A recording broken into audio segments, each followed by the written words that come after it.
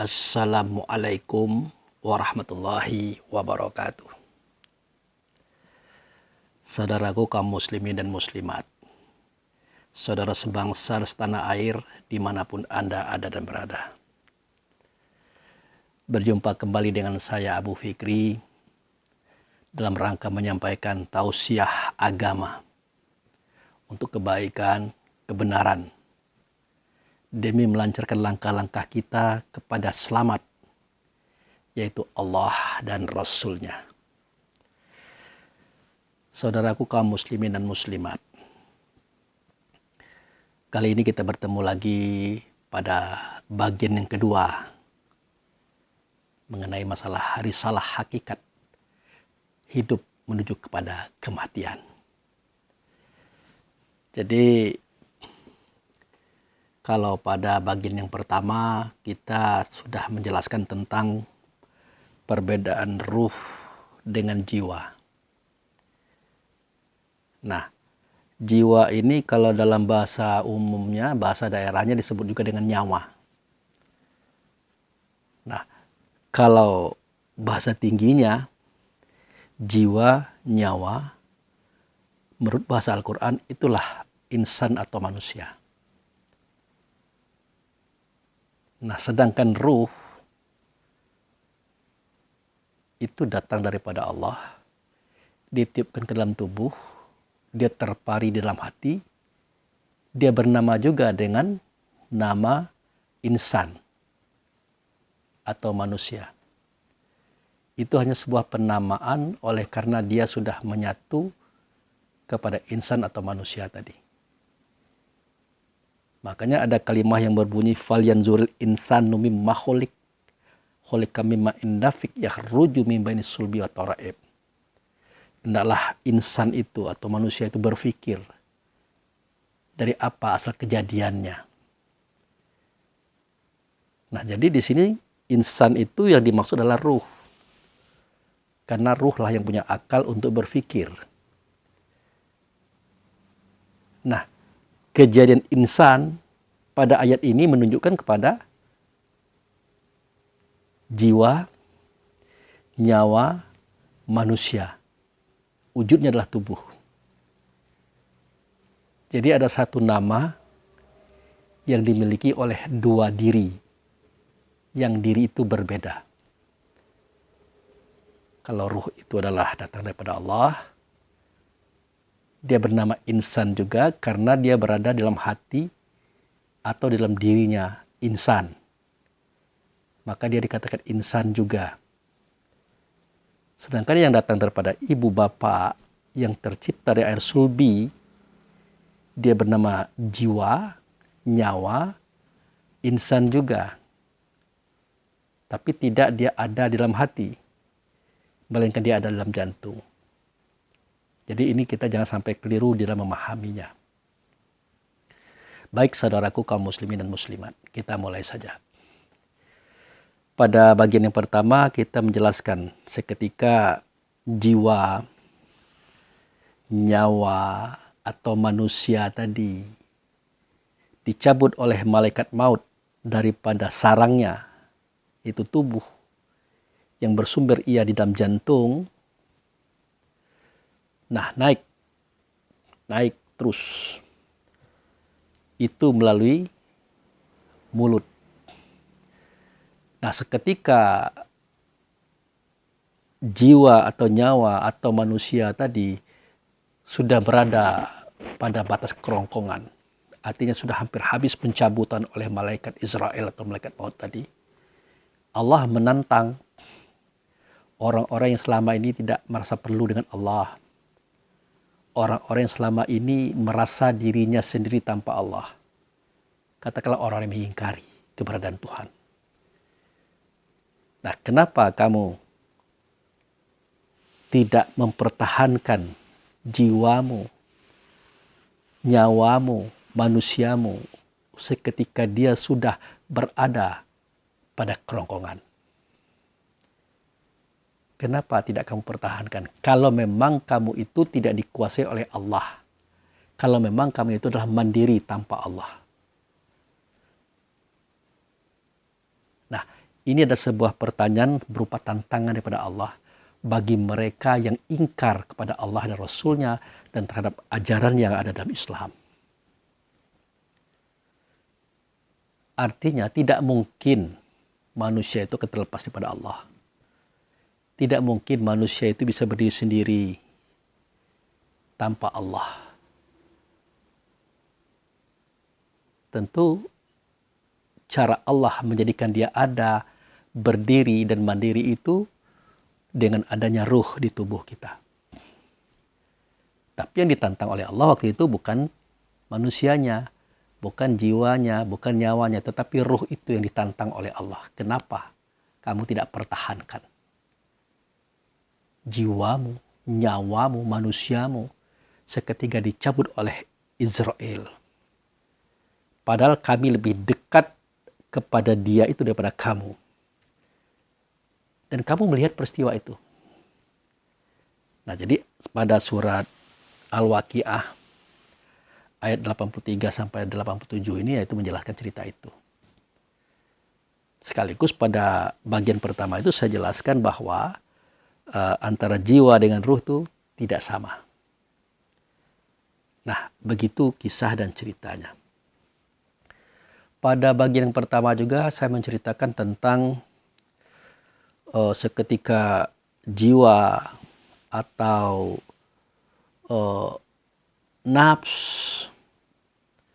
atau nyawa tadi keluar dari tubuh, dia tidak bisa membuka pintu langit. Itu ada pada surah Al-A'raf. Orang-orang yang berdusta kepada Allah dan Rasulnya, mengingkari ajaran Allah dan Rasulnya, tidak akan dibukakan pintu langit bagi mereka kecuali jika onta bisa masuk ke dalam lubang jarum. Jadi ke atas dia tidak berpucuk, ke bawah dia tidak berurat. Dia terkatung-katung antara bumi dan langit. Makanya kalau dia berjalan di atas bumi, di atas tanah, dia tidak menyentuh tanah itu sendiri, saudara. Baik itu jiwanya, nyawanya, manusianya, ataupun itu dianya yang memiliki jiwa, nyawa, dan manusia itu, yakni ruhnya, sama. Tapi tidak mungkin ruhnya juga keluar. Karena ruhnya sudah terpatri di hati, dieksekusi oleh malaikat mungkar dan nangkir.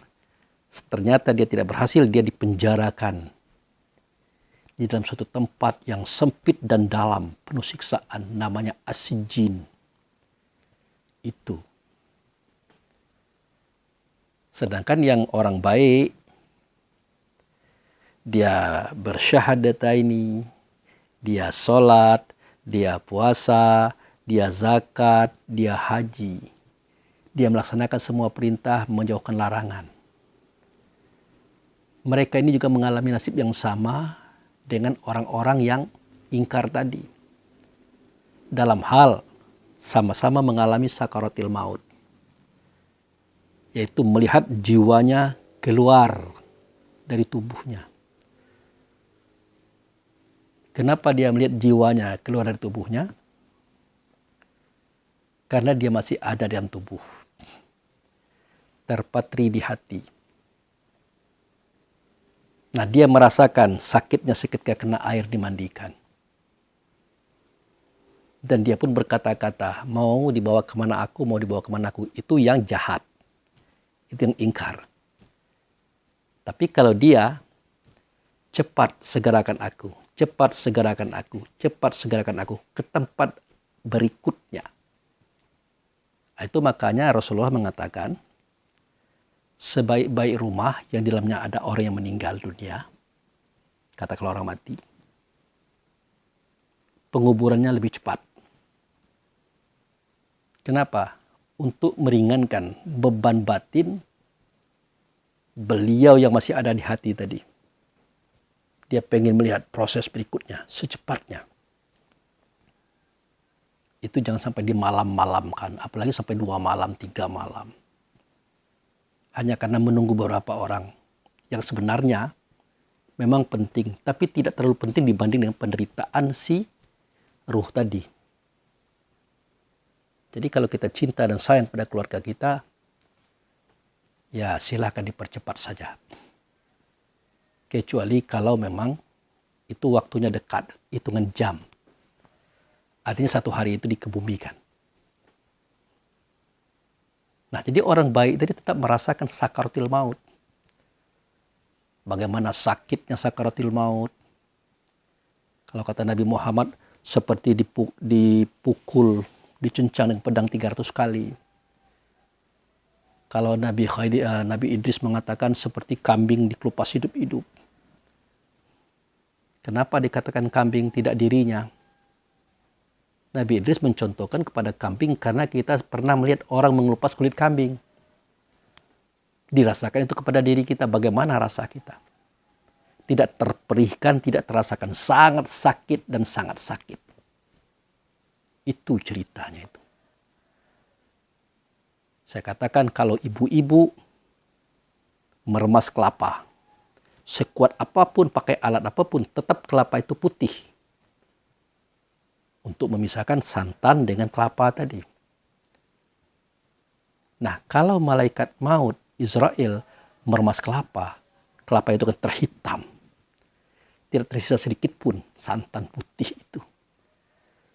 Nah, begitulah dia melakukan penarikan jiwa atau nyawa tadi dari tubuh manusia. Makanya terasa sakit luar biasa. Itu dirasakan oleh orang durjana, orang ingkar, orang kafir, dan dirasakan pula oleh orang baik dan benar, serta taat kepada Allah Rasul. Tetapi sayang, 1000 kali sayang, dia tidak tahu tempat kembali. Nah sebenarnya, sebelum dia tahu tempat kembali, dia harus tahu dari mana tempat dia datang. Di kitab Quran diajarkan, di hadis diajarkan, kita pun menyampaikan. Supaya jadi bahan pertimbangan bagi kita yang akan meninggalkan dunia ini. Nah itu. Jadi nanti dia waktu dimandikan dia terasa sakit, perih, terbakar. Kemudian dikapani, mohon dilembutkan, diringankan, jangan kasar. Kemudian dibawa ditandu, diringgo-ringgo. Dia berkata, cepat antarkan aku, cepat antarkan aku. Kemudian setelah dikebumikan, dikuburkan, dia mendengarkan telapak kaki saudara-saudaranya. Kemudian dia pun ditanya. Ditanya dalam 6 hal tadi. Siapa Tuhanmu, siapa nabimu, apa agamamu, apa kitabmu,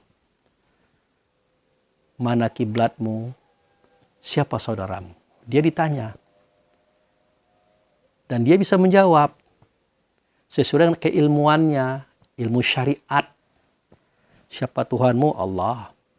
Siapa nabimu? Muhammad. Apa agamamu? Islam. Apa kitabmu? Quran. Apa dianya kiblatmu? Ka'bah. Mana saudaramu kaum muslimin dan muslimat? Dia bisa jawab. Tapi lumayan. Walaupun kajian yang dia sampaikan adalah syariat sesuai dengan kapasitas dia waktu itu.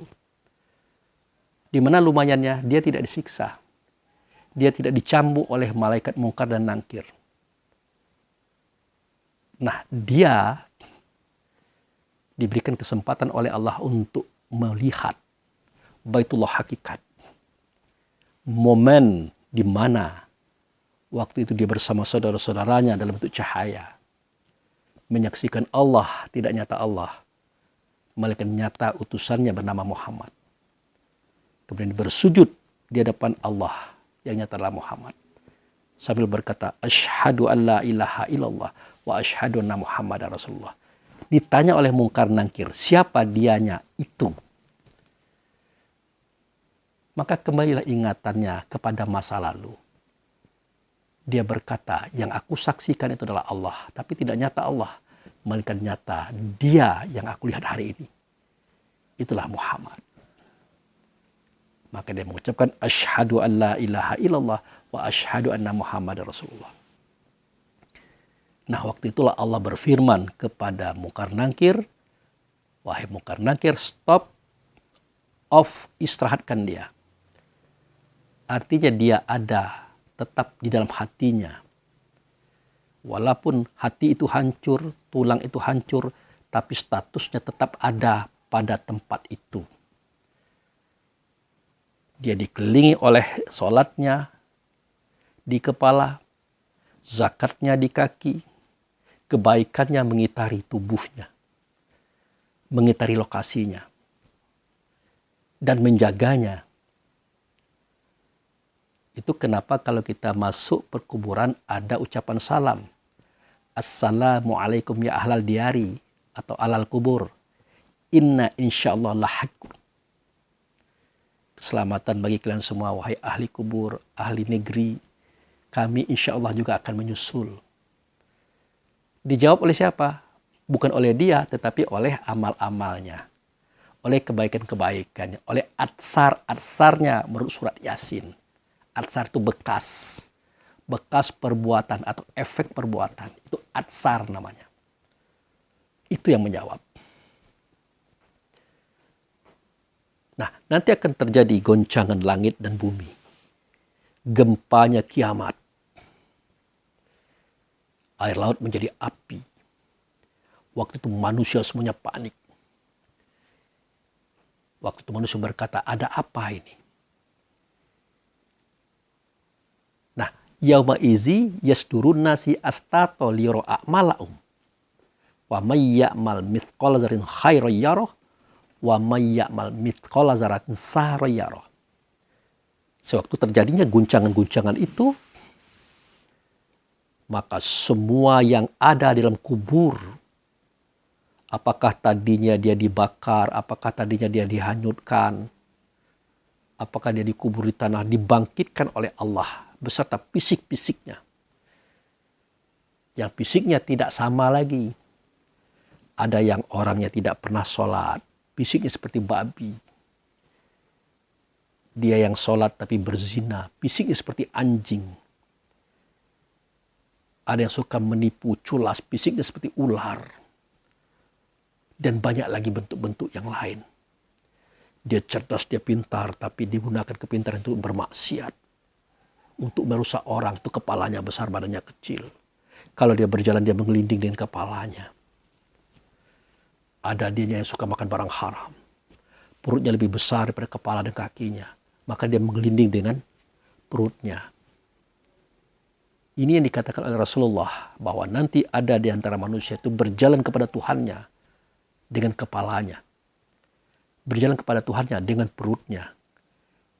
Berjalan kepada Tuhannya dengan kakinya sambil menarik-narik lidahnya, menarik lagi, memutus.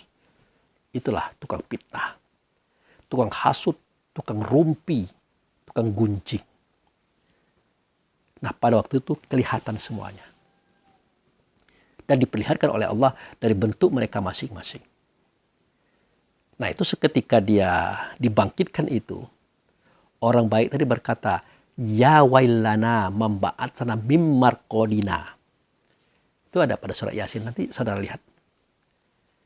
Celakalah kami. Kenapa dia mengatakan celaka? Karena dia terjebak dalam situasi kiamat. Langit pecah, bumi pecah, air menjadi api. Gunung bertaburan seperti bulu. Semuanya berserakan. Dia ada di situ. Maka dia berkata, celakalah kami. Siapa yang membangunkan kami pada tidur kami? Tetapi dia diselamatkan oleh Allah dan Rasul ke tempat yang tinggi. Sehingga dia tidak merasakan bagaimana penderitaan pada kiamat itu. Itulah Al-A'raf. Di situ dia melihat ke kanan, dia lihat ahli sorga sudah ada dalam sorga. Dia melihat ke kiri, terlihat olehnya orang-orang yang sedang direndam oleh penderitaan hancurnya dunia. Ke kanan dia melihat dia menangis, tertawa. Ke kiri dia melihat dia menangis. Itu lokasinya Al-A'raf namanya, tempat yang tinggi. Di mana waktu itu tidak tersentuh oleh gonjang-ganjingnya kiamat dunia. Mereka dibawa ke situ. Nah, kemudian nanti mereka akan dimatikan. Maka matilah yang di bumi, matilah yang di langit, kata Allah. kemudian dia dibangkitkan, kemudian mereka diadili, mereka juga berhadapan dengan neraka, mereka juga lewat di atas neraka menuju surganya. Biasanya mereka berhasil masuk surga. Itulah kisah pada bagian 1 yang sudah saya sampaikan videonya. Walaupun pada waktu itu saudara mohon maaf, memang penyampaiannya agak simpang siur karena fisik, kondisi badan yang waktu itu kurang sehat. Apalagi sedang berpuasa. Dan kurang tertata. Nah, kali ini kita akan menyampaikan bagian yang kedua. Bagian yang kedua.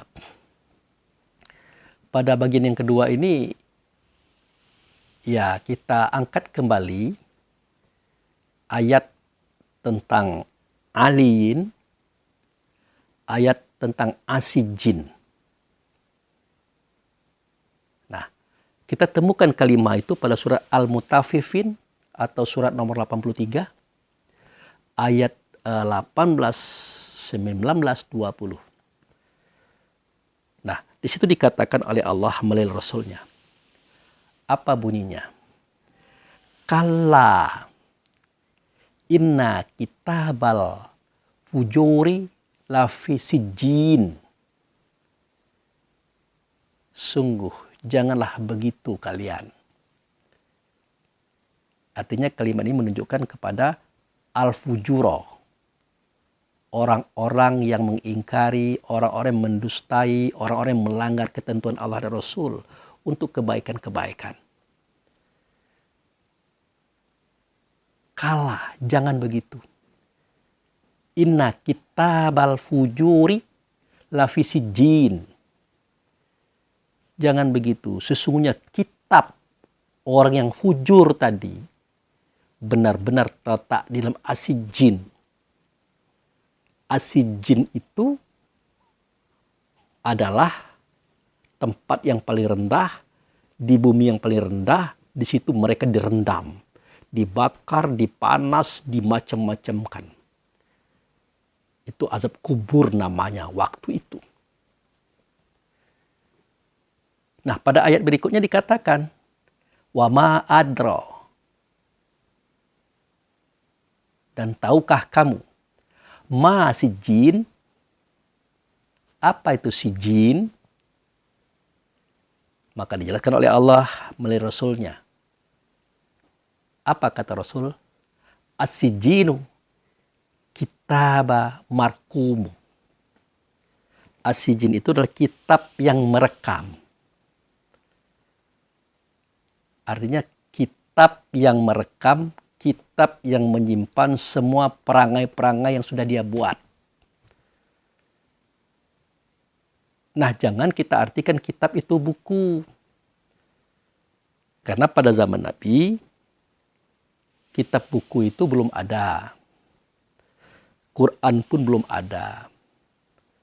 Nah, dia menunjukkan bahwa kitab itu adalah Quran, Quran itu adalah ayat. Ayat itu dia adalah di dalam dada kita masing-masing. Jadi kitabum markum, kitab yang merekam, kitab yang menyimpan semua perbuatan di sini adalah diri kita sebenarnya, diri yang merekam semua keburukan-keburukan kita. Intinya kita itu sendiri berada dalam asijin. Karena kita tidak bisa menjawab 6 pertanyaan ditanyakan oleh Munkar dan Nakir tadi. Tersiksalah kita di situ. Kemudian pada surat Al-Mutaffifin ayat 18 sampai 20 ada lagi cerita yang hampir sama, tapi ini yang baiknya. Apa bunyinya? Kalla inna kitabal abrari lafi aliin. Tidaklah, sesungguhnya kitab orang-orang yang bergembira. Abrori itu artinya bergembira. Benar-benar di dalam aliin. Aliin itu alia, tinggi. Tempat yang tinggi. Alia. Aliin, tinggi. Nah, kitab orang bergembira, kenapa dia bergembira? Hatinya bersih, tidak ada benci, iri, dengki, tidak ada dendam kesumat, apalagi sombong, tidak ada. Dia hadapi dunia ini dengan tenang dan santai serta enjoy.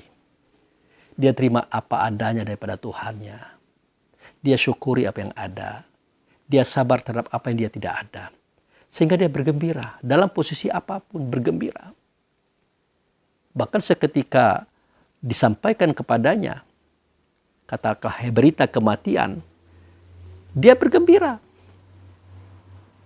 Karena hendak mengakhiri semua persoalan di dunianya. Yang penuh rumit, jelimet, persoalan-persoalan waktu itu. Jadi abrori itu adalah orang-orang yang bergembira karena kebaikan-kebaikannya. Sungguh kata Allah dan Rasul, kitab orang-orang bergembira ini benar-benar berada dalam aliyin. Sama, wa ma'adroka mal aliyin. Tahukah kamu apa itu aliyin?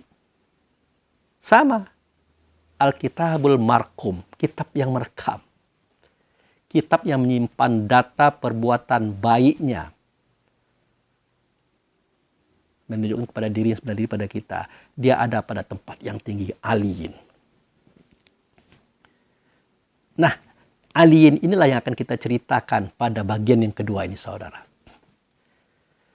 Jadi, seketika saudara kita orang baik, orang taat, selalu membuat kebenaran, kejujuran, kemaslahatan. Dia kembali kepada Allah dengan cara yang dramatis, menyakitkan. Dia mengalami sakaratul maut sebagaimana orang kafir mengalami. Dia pun sakit seketika dimandikan, pedih perih seperti terbakar. Dia juga berkata di ringgo-ringgo, cepatkan aku, cepatkan aku. Dia pun mendengarkan suara telapak kaki saudara-saudaranya waktu itu. Dan dia pun didatangi oleh malaikat mungkar dan nakir. Ditanya dalam 6 hal. Siapa Tuhanmu? Siapa nabimu? Apa agamamu? Apa kiblatmu? Siapa saudara-saudaramu? Dia jawab sesuai dengan kapasitas. Seketika siapa Tuhanmu? Dia jawab Allah. Siapa nabimu? Dia jawab Muhammad. Apa agamamu? Dia jawabnya Islam. Apa kitabmu? Jawabnya Quran. Mana kiblatmu? Adalah Ka'bah. Siapa saudaramu? Kaum muslimin dan muslimat. Dia jawab benar. Nah, tetapi untuk orang yang aliyin, nah itu dia. Orang yang berada pada posisi yang tinggi nantinya, dia tidak akan mengalami sakaratil maut. Tidak akan mengalami sakit seketika dimandikan. Tidak mengalami seketika dia diringgo-ringgo, dia bertanya, cepat antarkan aku. Tidak mengalami pertanyaan mungkar dan nangkir. Tidak mengalami terjadinya izazul zilzil ardu zilzalaha, kiamat tadi. Tidak mengalami hisab. Dan tidak mengalami berjalan di atas bara neraka menuju surga. Dia tidak akan mengalami itu. Kenapa dia tidak mengalami itu? Karena akalnya terbuka untuk berpikir tentang jalan selamat. Tentang jalan selamat. Dimulai dari kalimat innalillahi wa inna ilaihi raji'un. Kami datang daripada Allah, semestinya kami juga kembali kepada Allah. Dimulai pada kalimat itu, dia berpikir. Untuk bisa kembali kepada Allah, harus tahu di mana dianya kami datang daripada Allah. Harus tahu itu. Jadi dia harus tahu, kalau dia harus kembali kepada Allah, dia harus tahu dia datang daripada Allah itu di mana. Itu yang dia lakukan dalam kajian-kajian agama. Tentu dia tidak tahu persoalan itu. Yang dia tahu adalah Allah mengutuskan Rasul. Rasul menyampaikan risalah Risalah dalam kitabnya adalah Quran. Dia bacalah kitab Quran itu, dia pelajarilah kitab Quran itu, dia tolaah sedalam-dalamnya. Ternyata dia dapatkan kalimah yang berbunyi, in kuntum tuhibunallah fattabi'uni yuhibbukumullah yaghfir lakum dzunubakum wallahu ghafurur rahim. Dia dapatkan kalimah itu. Jika kamu benar-benar mencintai Allah, jika kamu benar-benar merindukan kembali kepada Allah, jika kamu benar-benar ingin kembali ke tempat kamu datang, ya ikut aku, kata Rasulullah. Ikut aku. Nah, kemudian dia berpikir lagi, bagaimana mengikut Rasul? Sedangkan Rasul sudah mati, tubuhnya ada di Madinah. Karena dia belajar dan belajar dan belajar, dia paham. Kalau tubuh badan jasad yang terkubur di Madinah itu hanya casingnya Rasul. Hanya alat kerjanya Rasul. Hanya kendaraannya Rasul. Nah, Rasulnya tidak terkubur di dalam kuburan di Madinah itu. Ini dia dapat karena dia belajar. Dia berpikir dengan akalnya. Maka dia cari di manakah Rasul itu sekarang. Karena kalimat Rasul itu sendiri artinya utusan. Dia datang daripada Allah, masuk ke dunia, masuk ke tubuhnya, dia menjadi guru besar di dunia ini. Tentu setelah tubuh badan jasad sebagai casing, kendaraan, alat tadi dikubur, nah, Rasul kan kembali lagi ke tempat semula. Nah, kesitulah dia mau ikut. Tetapi di mana dianya tempat semula itu? Maka dapatlah kalimahnya pada surat Al-Balad. La uksimu bihazal balad. Wa anta halum fi hazal balad. Aku berjanji dengan negeri ini, hai Muhammad, bahwa engkau tetap ada dalam negeri ini, tidak kemana-mana. Dapat lagi dia data ini. Ternyata Rasul itu ada dalam negeri. Negeri yang mana? Pertama kali dia lihat tulisan pada kitab itu dalam kurung Mekah. Akalnya menolak. Jangankan Muhammadnya, jangankan Rasulnya, tubuh badan jasadnya saja tidak ada di Mekah. Melainkan ada di Madinah. Berarti tulisan Mekah pada kitab ini suatu tulisan yang sebenarnya tidak salah juga untuk kita yang umum. Tapi untuk yang khusus ini menyesatkan.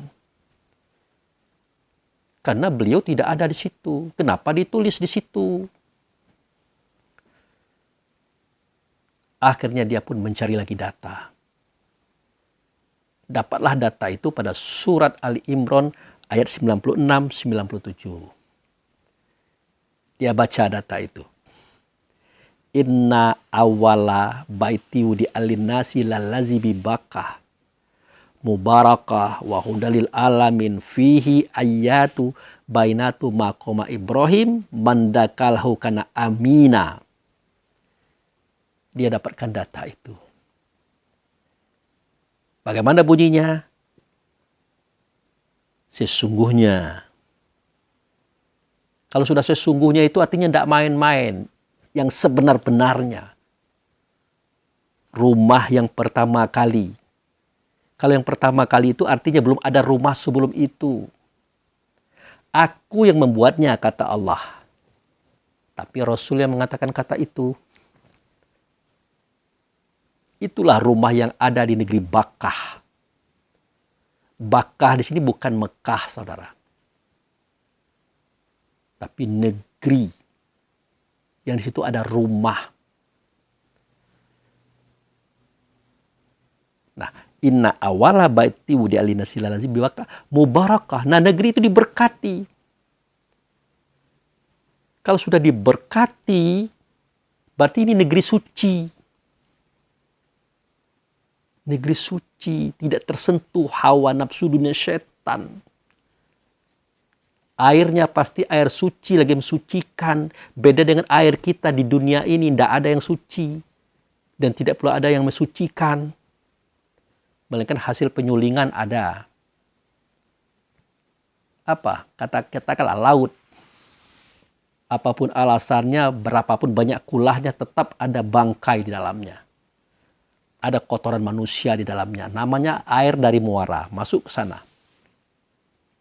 Sungai juga begitu. Danau juga begitu. Sumur juga begitu. Tetap ada rembesan-rembesan yang kotor di dalamnya. Tapi kalau di situ, airnya suci, lagi mensucikan. Apa nama telaganya? Itulah Al-Kautsar. Jadi, kalau Nabi Muhammad mengajar kepada sahabat, kalau kamu mau sholat, sebelumnya berwudu. Nah, dengan air apa? Dengan air yang suci lagi mensucikan. Sedangkan di bumi ini tidak ada air yang suci lagi mensucikan. Semuanya ternoda. Bagaimana caranya biar air itu suci lagi mensucikan? Silahkan ambil air sungai, air danau, air laut, air sumur, air ledeng. Silahkan. Tetapi seketika kita menyiramkan ke tubuh kita, kita berhakikat menggunakan air telaga suci tadi. Yaitu Al-Kautsar yang ianya ada di negeri Bakkah, di dekat Baitullah Hakikat tadi. Saking berkatnya negeri itu, saudara. Kemudian Hudalil Alamin. Rumah itu petunjuk bagi alam semesta. Bukan alam semesta yang besar ini, tapi alam semesta diri. Ada isinya itu, ruh. Kalau mau minta petunjuk ke sana. Kepada rumah itu. Sebenarnya tidak juga. Tetapi di dalam rumah itu ada orang yang membawa petunjuk, ada orang yang membawa agama. Itulah Muhammad Rasulullah SAW yang hendak diikuti oleh dia tadi. Bagaimana itu benar adanya? Kenapa dia dikatakan tempat meminta petunjuk? Karena dia membawa petunjuk, karena dia membawa agama. Ini Allah sendiri menceritakannya kepada kita melalui beliau. Huwallazi arsala rasulahu bilhuda wa dinil haq. Dia itu Allah mengutus Rasul. Allah mengutus Rasul. Rasul ini membawa petunjuk. Rasul ini membawa agama. Artinya petunjuk dan agama tidak ada di Allah, tapi ada di Rasul.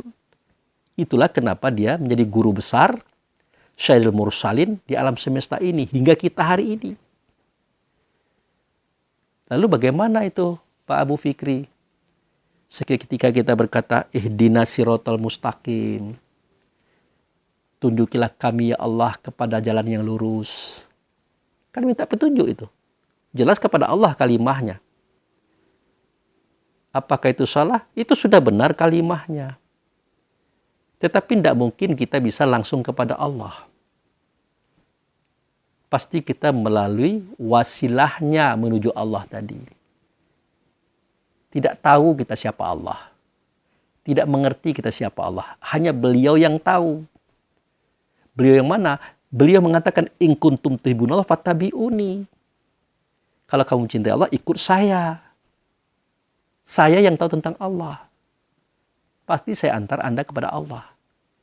Sayalah perantara itu. Sayalah wasilah itu. Makanya kalau sebelum kita sholat, sebelum kita berhubungan dengan Allah dalam sholat, azan dulu. Nah, pada doa azan itu kita temukan kalimah yang berbunyi, Ati muhabbadani wasilah wal fadilah. Hadirkan di engkau ya Allah Muhammad sebagai perantara antara aku dengan engkau. Lagi-lagi beliaulah yang kita tuju. Nah, beliau yang kita datangi. Kenapa? Karena beliau adalah wujud serta Allah. Tidak bisa kita lebih daripada beliau, sebatas beliau cuman. Itulah masalah petunjuk tadi, masalah agama tadi. Beliau memegang, kepada beliau kita minta. Karena Allah sendiri meng-SK-kan begitu.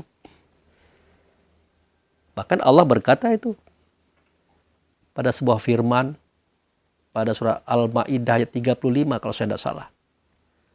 Ya ayyuhallazina amanu taqullah wabtaghu ilaihi wasilah. Wahai orang beriman, wahai orang percaya kepada Tuhan, wahai orang yang pernah bertemu dengan Tuhan, itu ruh maksudnya. Diri kita sebenarnya diri maksudnya. Bertakwalah kamu. Nah, kita sudah bertakwa karena kita pakai sifat sidik amanat taufiq fatanah di dunia ini. Nah, dengan sifat sidik amanat taufiq fatanah ini, kita mampu mi'raj kepada Allah dan Rasul di dalam sholat. Seketika kita bertemu dengan Allah yang nyata Rasul, bertemu Rasul yang nyata Baitullah, bertemu Baitullah yang nyata adalah Ka'bah, maka waktu itu kita adalah sebenar-benar takwa. Tidak takwa lagi, tapi sebenar-benar takwa. Nah, carilah jalan menuju Allah. Wasilah tadi, cari. Wajahadu fisabilihi la'alakum tuflihun. Berjuanglah kamu di jalannya untuk mencarinya. Jika kamu dapatkan, benar-benar kamu akan menang. Jadi kalau kita bertemu di tempat itu, kita akan menang. Makanya hayya 'alas sholah. Wahai hambaku, kekasihku, kesayanganku, kecintaanku, mari menghubungkan diri kepada aku di dalam sholat. Untuk apa? Untuk hayya 'alal falah, untuk kemenangan. Kapan kita menang? Kalau kita bertemu dengan beliau. Karena beliau adalah wujud serta Allah itu, saudara. Itu dia. Makanya kita minta petunjuk kepada Allah, tapi dapat daripada dia. Kenapa? Allah sendiri sudah memberikan petunjuk dan agama kepada dia. Sudah cukup itu. Ternyata dia ada di dalam rumah itu, saudara. Ada dalam rumah itu, duduk di atas singgasana kerajaan Tuhan, menunggu kita detik per detik, menit per menit, jam per jam. Untuk kita datang kepada Allah yang nyata adalah dia. Inilah yang disebut dengan sholat. Baik sholat berwaktu ataupun sholat do'imun. Inilah dia. Untuk mempermudah kita datang kepadanya. Makanya Allah mudahkan agama ini. Beliau mudahkan agama ini. Negeri Bakkah di alam sana. Dijadikanlah Mekah di alam sini. Tempat sujud yang mulia di alam sana. Dijadikan Masjidil Haram di alam sini. Baitullah hakikat, rumah yang pertama kali dijadikan di sana. Dijadikan Ka'bah di sini sebagai tandanya. Di situ ada makom Ibrahim. Di sini juga ada makom Ibrahim. Makanya in kuntum tuhibbunallah fattabi'uni, kalau kamu mencintai Allah ikut aku. Kemana? Ke sono. Tapi tidak mungkin bisa ke sono. Cukuplah bertemu saja Ka'bah. Ada makom Ibrahim. Kamu dalam Masjidil Haram di kota Mekah. Sudah cukup. Karena hukumnya kamu melihat Ka'bah sama hukumnya dengan melihat Baitullah hakikat. Hukumnya melihat Baitullah hakikat sama hukumnya kamu melihat Muhammad. Sang wasilah tadi. Hukumnya kamu melihat Muhammad sama artinya kita sudah melihat Allah. Sudah bertemu dengan Allah. Walaupun Allah bukan Muhammad, Muhammad bukan Allah. Begitu caranya beragama yang beliau ajarkan, saudara. Dan ini tidak mungkin dengan tubuh badan jasad. Karena kita jauh di Indonesia, pasti dengan ingatan. Karena sholat itu mengingat. Makanya saya katakan perbedaan sembahyang dengan sholat itu saja. Kalau sembahyang itu tegak seperti alif, ruku seperti ha, sujud seperti mim, duduk seperti dal. Bersuara takbiratul ihram sampai ke salam. Itu sembahyang. Dia tidak perlu pakai ingatan. Dia hanya pakai fisik, pakai badan jasad, dan energi yang ada pada diri. Tapi kalau sholat, dalam kita melaksanakan sembahyang, dalam itu pula kita mengingat Allah dan Rasul di tempat itu. Itu makanya dia katakan falyabudu rabb hadzal bait. Engkau sembah Tuhan di rumah ini. Dia menunjuk kepada Baitullah hakikat. Karena tidak mungkin dia menunjuk kepada Ka'bah. Engkau sembah Tuhan di rumah ini. Caranya fattakhizu min maqami Ibrahim musholla. Ambil sebagian makom Ibrahim, kamu sholat di situ. Tentu dengan ingatanmu. Mau di sini boleh, mau di seberang sana boleh, di sini boleh, di sini boleh. Nah, tetaplah kamu di sana, jangan kemana-mana, kata beliau. Kalau tidak seperti ini, kamu akan celaka. Kan kamu mau bertemu Allah dan Rasul. Ternyata kamu pergi ke mall, ke pasar, ke kantor, ini dan itu kamu persoalkan. Tidak jadi kamu ke sana. Itu kata beliau. Kalau kamu keluar warawiri dalam kondisi itu, fawailul lil musholin. Celakalah orang-orang yang sholat, yang di dalam sholat mereka itu lalai. Tidak fokus ke tempat itu. Kenapa dia celaka? Karena di situ ada pemberian Allah. Seketika kita mengatakan inna sholati wa nusuki wa mahyaya wa mamati lillahi rabbil alamin. Sholatku, ibadahku, hidupku, matiku hanya bagi Allah. Apa itu sholat? Itulah hubungan. Apa itu ibadah? Itulah perjuangan, cara kita menahan diri terhadap semua tantangan. Apa itu hidup? Itulah ruh. Apa itu mati? Itulah tubuh yang kita persembahkan kepadanya waktu itu dalam bentuk rukun sembahyang 13. Mulai pada niat, tegak berdiri betul, takbiratul ihram, membaca Al-Fatihah, ruku, i'tidal, sujud, duduk antar dua sujud, duduk tahiyat, membaca salawat, salam pertama. Tertib. Itu disimpulkan dalam bentuk yang 4. Itulah dia inna sholati, wa nusuki, wa mahyaya, wa mamati. Kita persembahkan kepadanya. Untuk apa? Untuk dicuci, dibersihkan kembali. Agar bisa kita pakai lagi. Kan tiap hari kita tukar baju. Kenapa ditukar? Karena sudah kotor, sudah bau. Namanya pakaian. Begitu juga sholat kita, ibadah kita, hidup kita, mati kita, itu pakaian kita. Ya harus dicuci. Harus dibersihkan, diantar ke laundry kalau kita di sini. Karena yang diantarkan itu adalah pakaian, baju, celana, dan macam-macam itu. Kalau secara agamanya, bukan ke laundry, kita antarkan ke sana. Supaya dicuci, disesah, dibersihkan, disucikan kembali oleh Allah Subhanahu wa Ta'ala. Karena yang mengurus persoalan itu adalah Dia, bukan yang lain. Begitu saudara. Nah, bagaimana cara Allah dan Rasul mencuci, menyesah, mensucikan diri kita? Dia tidak perlu menerima sholat, tidak perlu menerima ibadah, tidak perlu menerima roh, tidak perlu menerima tubuh kita di situ. Tidak perlu menerima itu. Tetapi dengan ingatan kita, rasa kita, kesadaran kita di situ kita hadir, disitulah kita dicabut penyakit hati oleh Allah dan Rasul. Dari situ dicabut penyakit hati oleh Allah dan Rasul. Wa nazza'na ma fi sudurihim min ghillin tajri min tahtihal anhar. Di tempat yang mengalir air di bawahnya, di situ aku cabut penyakit hati dalam dada mereka. Itu surat Al-A'raf ayat 43, surat nomor 7. Silakan Anda lihat. Begitu cara dia mencucinya, membersihkannya, mensucikannya, menyesahnya. Begitu caranya. Dengan cara mencabut penyakit hati.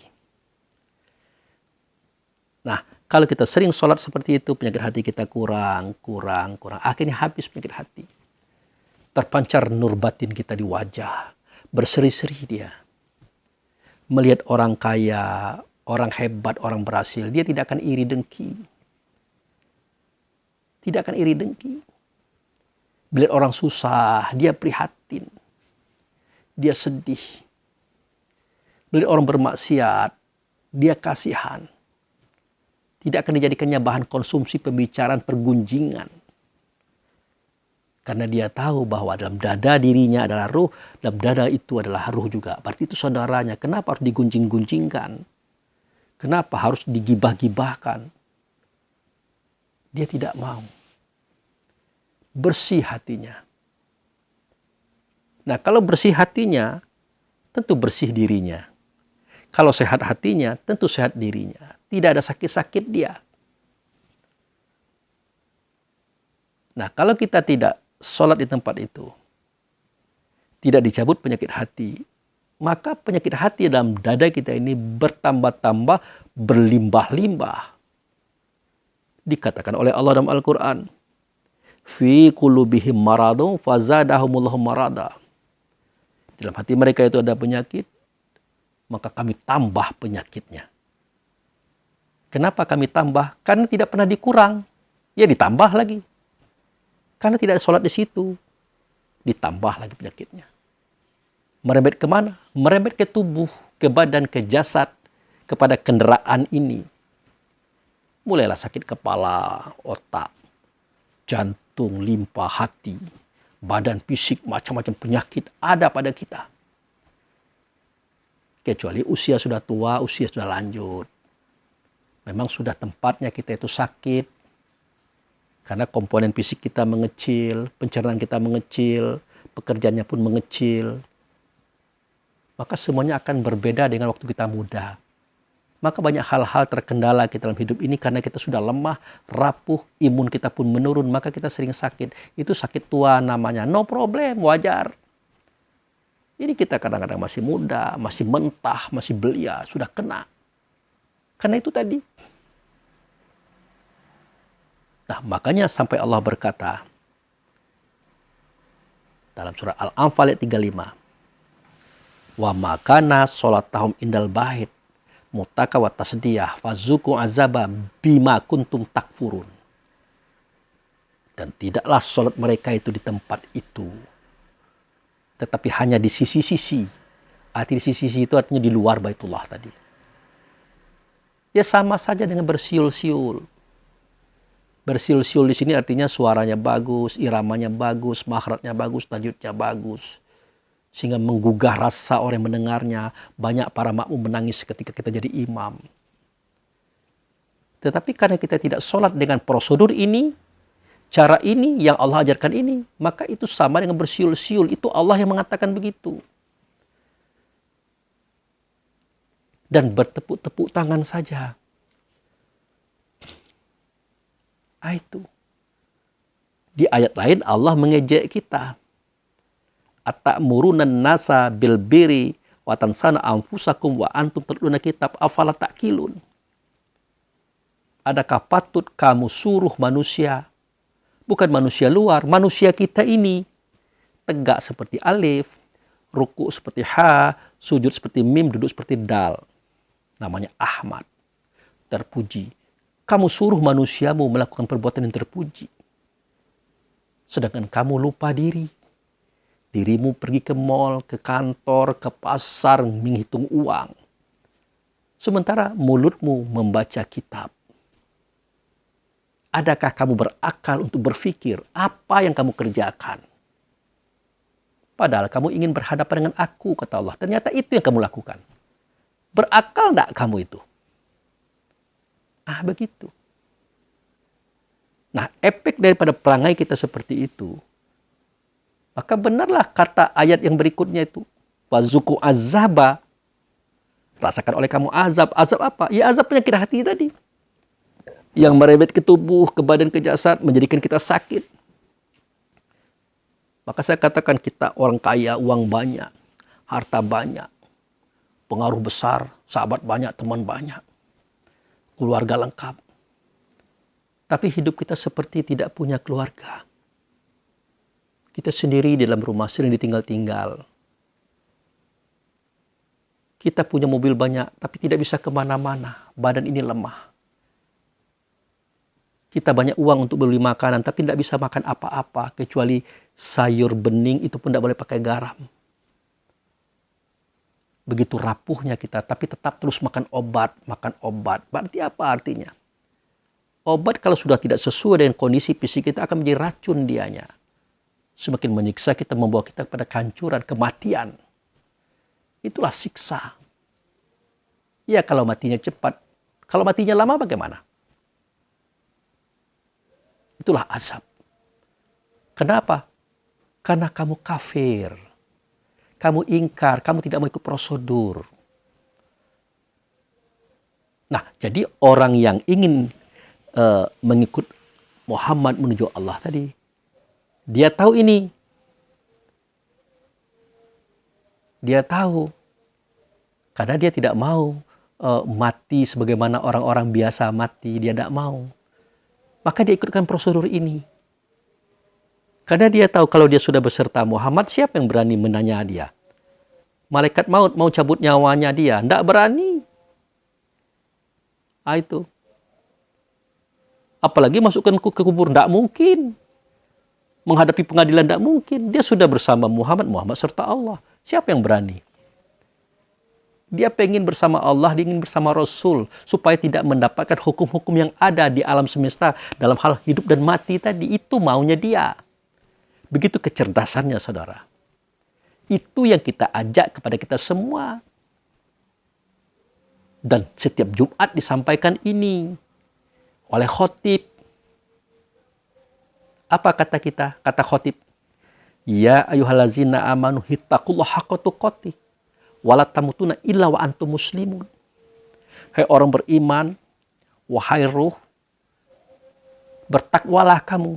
Sudah dia bertakwa. Menggunakan sifat sidik, amanat, al-fatah dalam hidupnya. Sudah.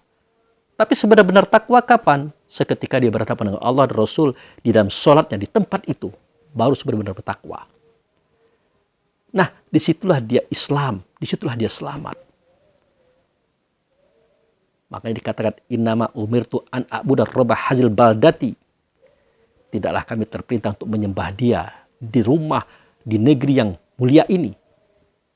Karena disitulah kami itu Islam. Nah, cara ini pula lah menunjukkan kita itu adalah ikut Rasul tadi. Cara ini pula.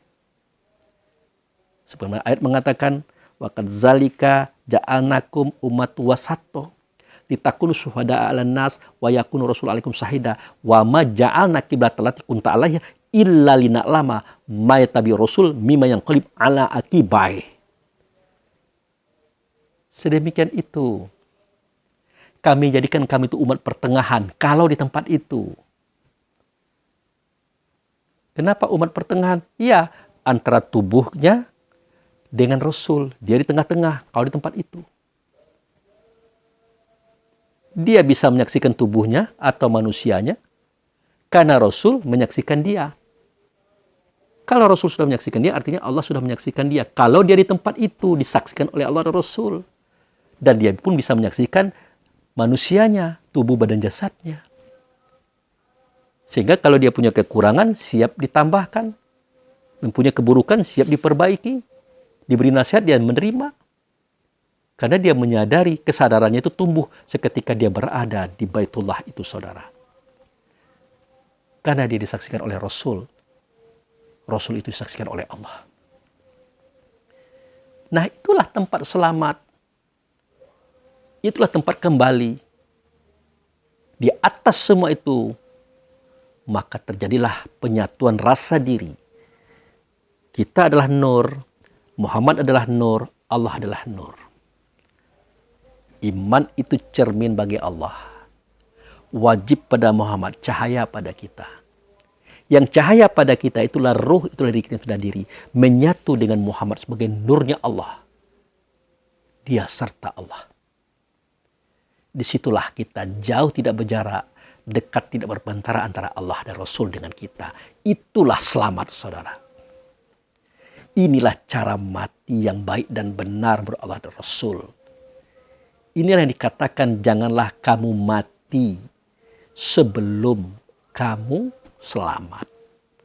Artinya jangan sampai malaikat maut mendatangi kamu sebelum kamu melaksanakan ritual-ritual selamat seperti ini. Itu maksudnya saudara. Kalau ini sudah kita amalkan, ini kita lakukan, apa yang terjadi? Seketika habis masa kita, sampai ajal kita, malaikat maut memang datang kepada kita. Tapi dia berkata, wahai Abu Fikri, kamu siap-siap, sebentar lagi Allah dan Rasul memanggil kamu. Nah, seketika panggilan Allah dan Rasul itu datang kepada kita. Dengan beberapa malaikat membawa panji-panji. Abu Fikri, pulang yuk. Fulan, pulang yuk. Nah, seketika itu keluarlah ruh ini dari hati. Sebagaimana keluarnya air dari dalam cerek, kata Rasulullah. Ditampung dengan cawan dan dibawa pulang ke tempat semula, yaitulah Baitullah hakikat. Begitu caranya saudara. Tapi tetap dia lewat Babu Salam. Itu pintu gaib dunia akhirat. Tepat tetapnya Ka'bah itu. Makanya Ka'bah itu ada Babu Salam. Pintu selamat. Tak satu pun roh yang datang dari Baitullah masuk ke dunia harus lewat itu. Kemudian dimasukkan ke kandungan emaknya, masuk ke tubuhnya, lahirlah dia sebagai bayi. Begitu juga kembalinya. Tak satu pun hamba Allah yang habis tugas sampai ajalnya mau ke Baitullah harus lewat itu juga. Itu makanya kita harus latihan sholat. Sholat itu adalah latihan mati, saudara. Itu cara kembali yang enak. Jadi setelah Allah dan Rasul memanggil kita dengan beberapa pengawal, utusan, kita keluar dengan sendirinya. Ditampung dengan cawan, kata Rasulullah, dibawa pulang ke tempat semula. Tapi tetap lewat Babu Salam. Barulah kita ke Baitullah. Tapi tidak pula Baitullah, transit dulu. Di mana transitnya? Di depan pintu surga yang menjadi tujuan orang banyak. Tetapi bukan tujuan kita. Loh, kok bukan tujuan kita? Iya, tujuan kita adalah Allah. Kita datang dari Allah, akan kembali kepada Allah. Yang nyata ianya pada Rasul. Di mana? Di dalam Baitullah. Itulah tujuan kita. Tapi transitnya adalah surga, tujuan orang banyak. Tapi kalau tidak bisa kita hadir di Baitullah hakikat, menuju Allah dan Rasul, apa boleh buat di surga itu aja udah nyaman. Karena sekali seminggu, pada hari Jumat, kita akan masuk ke Baitullah. Udah tuh keluar lagi, masuk ke surga lagi. Itu hanya beda kelasnya. Tetapi kajian ini mengajak kita kembali kepada Allah. Tidak ke dalam surga, saudara. Tapi tidak juga apa boleh buat. Di surga sudah nyaman daripada masuk neraka. Nah, singkat cerita seketika kita keluar dari tubuh. Barulah malaikat maut beroperasi. Mencabut jiwa tadi. Mencabut nyawa tadi. Mencabut an-nasu atau manusia tadi. Dicabutnya melalui tenggorokan. Itu dia. Otomatis tidak akan terasa oleh kita. Kita pun tidak akan melihat sebagaimana saudara-saudara kita melihat jiwa, nyawa manusianya keluar. Tidak kita lihat. Karena kita sudah tidak di tubuh lagi. Disitulah nyamannya kita. Itu yang diajarkan oleh Allah dan Rasul. Setiap Jumat disampaikan oleh khotib. Janganlah kamu mati, janganlah malaikat maut datang kepada kamu, sementara kamu belum sampai di negeri selamat, di tempat kamu bertemu dengan Tuhan di dalam sholat. Jangan sampai seperti itu. Nah, singkat cerita setelah kita sampai di pintu surga, tempat transit, menunggu terjadi pecah langit, pecah bumi, hancurnya alam semesta. Kemudian semua pengadilan sudah diadili. Ada yang masuk neraka, ada yang masuk surga, ada yang datang ke Baitullah. Kita tunggu dulu di situ. Tapi kita tidak bisa masuk ke dalam surga. Tidak bisa. Kenapa? Kita kan masih ruh. Kita kan masih nur. Untuk masuk ke surga itu kita harus punya tubuh badan jasad. Terserah apa kita laki-laki, apa kita perempuan. Tergantung jenis kelamin kita di dunia. Berdirilah kita di situ menunggu. Menunggu siapa? Menunggu jiwa. Menunggu nyawa. Menunggu an-nasu yang dia ada di tubuh kita. Yang saat ini malaikat maut mengeluarkannya. Itu dia. Setelah keluar jiwa tadi, nyawa tadi, manusia tadi, dia ngomel. Mana dia temanku tadi? Sahabatku tadi, saudaraku tadi. Kenapa aku ditinggalkannya? Mana dia? Berkata malaikat maut, dia sudah pergi ke Baitullah Hakikat, ke tempatnya semula. Tapi hari ini dia transit di depan pintu surga. Oh, tidak bisa seperti itu. Aku memang Rehan, Rahmani, Jasmani, Idafi. Kesimpulannya aku adalah an-nasu, aku adalah jiwa, aku adalah nyawa. Sifatku tadi memang pantang kelintasan, pantang kerendahan, pantang kurang, pantang kalah. Dari sifat ini aku memang ajib, riya, takabur, iri, dengki, hasud, minat, tamak, loba, dan sombong. Aku memang benci, dendam, dan menghancurkan. Tetapi berkat pertolongannya, bimbingannya dia, aku menjadi baik, aku menjadi benar, aku menjadi pendukungnya, aku menjadi kodamnya, pendampingnya. Sehingga tidak pernah aku mengajak dia berbuat maksiat lagi. Selalu aku mendorong dia kepada kebaikan-kebaikan. Sekarang aku ditinggalkannya, aku tidak mau. Nah, dalam pertengkaran seperti itulah tiba-tiba terdengarlah suara yang berbunyi. Nah, itu bisa kita lihat pada surat Al-Fajr. Surat nomor 89, ayat 27 sampai 30. Apa bunyinya? Ya ayat Tuhan nafsul mutmainnah. Irji'i illa rabbiki radiyatan mardiyah. Fadkhuli fil ibadi wadkhuli fil jannati. Nah, terdengarlah suara itu. Tapi suara yang pertama tidak semuanya. Itu tuh kalimat yang pertama dulu. Ya ayatul sunnah mu'mainnah. Wahai jiwa, nyawa, diri yang sudah mutmainnah. Kenapa dikatakan mutmainnah? Tadinya dia adalah lawamah, amarah. Lawamah artinya suka berbuat dosa. Amarah artinya sering murka-murka. Nah, sekarang dia sudah mutmainnah. Sudah menyertai mukmin menjadi baik. Dipanggil oleh Allah. Ya ayatun nafsunna mutmainnah. Irji'i illa rabbiki radiyatan mardiyah. Nah, kembali pula kamu itu kepada Tuhanmu dengan ridho dan diridhoi. Nah, akhirnya dia diantarkanlah oleh malaikat maut ke tempat ruh, ke tempat kita yang sedang menunggunya di situ, di depan pintu sorga. Nah, setelah bertemu, dia gembira, kita pun gembira. Nah, waktu itu ada perintah lagi. Perintah apa? Perintah yang kedua bagi si jiwa tadi, si nyawa tadi, si manusia tadi. Apa perintahnya? Fadkhuli fil ibadi. Nah, fadkhuli itu artinya masuklah kamu, menyatulah kamu dengan hambaku, ruh ini, mukmin ini, kita ini, menyatulah kamu. Nah, seketika dia menyatu, maka terbentuklah tubuh badan jasad yang baru. Kalau laki-laki mungkin umurnya 25 tahun atau 27 tahun. Kalau perempuan umurnya 17 tahun atau 16 tahun. Muda kembali saudara. Umur yang baru, tubuh yang baru, keindahan yang baru. Lebih indah daripada yang indah pada waktu kita di dunia tadi. Tumbuhlah tubuh yang baru. Hidup yang baru. Nah, setelah itu barulah berlaku kalimat yang bunyinya wadkhuli fil jannati. Setelah itu kita masuk ke dalam surga. Kita menikmati isi surga, makan, minum, bercengkerama dengan kaum sahabat dan kerabat yang telah terdahulu daripada kita.